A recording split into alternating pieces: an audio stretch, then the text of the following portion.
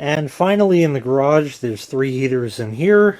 This is a Holmes kind of vertical type thing. There's a fan in it.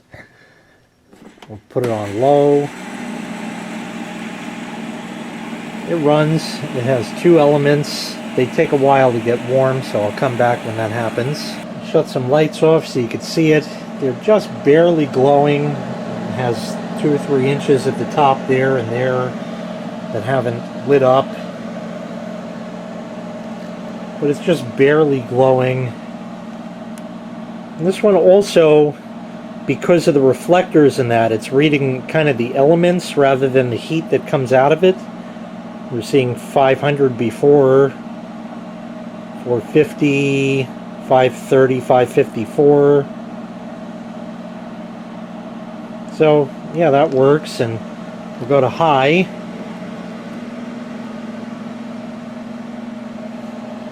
And that is certainly heating more. I'll come back when that's ready. It's glowing a lot more bright than it was. 703, 726. The side is cooler for some reason. Maybe depending on where I angle it. I guess the tops of these elements don't really glow all that well, but it certainly puts out a nice even kind of heat. I kind of like this heater for that fact, although it does take a while for it to kind of get running, and on low it takes a long time to get running. But it works well. So this stays in the garage. This is kind of the go-to heater in the garage. For whatever reason, it just is. We'll go to the next one. And that's this Marvin heater over here. I haven't run this in many years. So here it is here. It says it's 1320 watts. I have it plugged in but not switched on yet. And the light glows. It has no high or low, just the thermostat.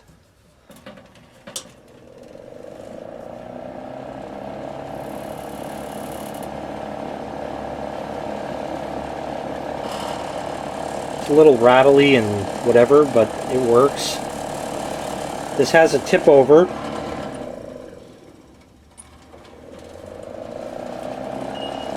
And this reads 680, 700 high even, because again it's sort of a whole reflector with the, I guess it's nichrome wire. If you blow on it, they dim down like that. And if I shut it off, it goes out just about immediately. Some oil in this thing, disabling the tip over switch.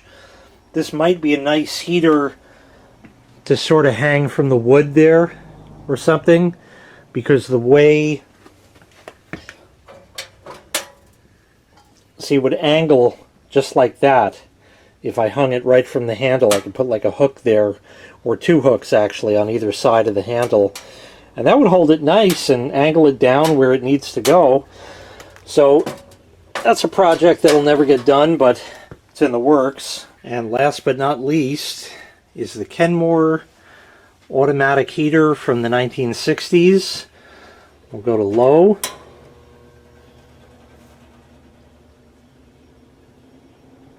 There's a fan in it. Air comes out up there. And these elements will glow. This takes a little while to get started also. You can probably just barely see it glowing there. So on low, down here about 159 at the maximum, 171, 177, and the air coming out is about 115-ish, we'll call it, somewhere in there, depending on exactly. And then we can go to the next setting, which is 1320, and that puts the other element on.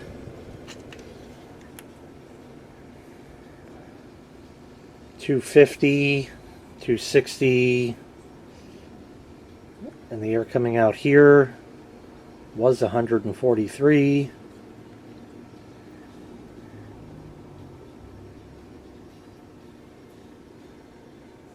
Now not so much. 135. And on high, 1650. That's back in the day when you could have that.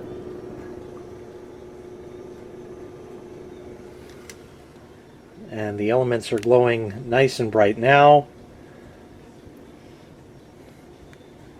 375 or so.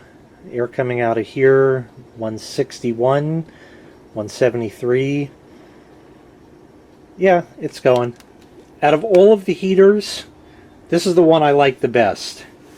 Reminds me of the one that my parents had when I was a kid. They still have it. It's around. One of these years, I'll get a video of that. But yeah, that's it. There were a few other heaters that have crossed my path on my channel here. I can't even remember what they were. One had a bad switch, I think, so I just hardwired it on through the thermostat, and that one I gave away to XJoe81X. He has never used it since, but it's there in case. And there was another one, another small ceramic type heater that I never was able to fix successfully. I think the elements in it are fried or something, probably due to corrosion. Put a lot of work into that, so there was at least a two-part series on that. And there's also a couple of other heaters from Aldi that have not debuted at this point in time, November 7th or something, 6th maybe, 2020. So those never made an appearance as of yet. They may before I put this video up, I don't know. But yeah, there's quite a number of heaters around.